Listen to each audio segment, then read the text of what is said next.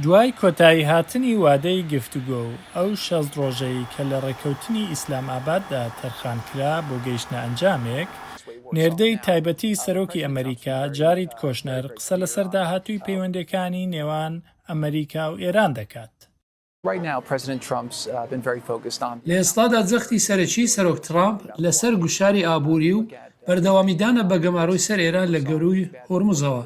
ئەگەر سەیری ئابووری ئێرانیش بکەن ئەوە بەڕوونی دەبینن. سەرۆک ترامپ زۆر بەڕوونی دەزانێت چی دەوێت کە ئەوەیە ئێران نابێت چەکی ئاتۆمی هەبێت. ئەگەر ئێرانەکان ڕاستگۆ بن و بیان هەوێت لەو بارەیەوە ڕێکەوتن بکەن، سەرۆک ترامپ پێی باش دەبێت. لەبارەی ئەوەی کە ئایا هەنگاوەکان بەرەو کوێ دەچن و چۆن ئێرانیەکان دەتوانن قەناعەت بە ئەمریکا بهێنن، کۆشنەر گوتی ئەوان دەبێت ئامادەی ڕێکەوتن بن و واز لە یاریکردن و ناڕوونی بهێنن.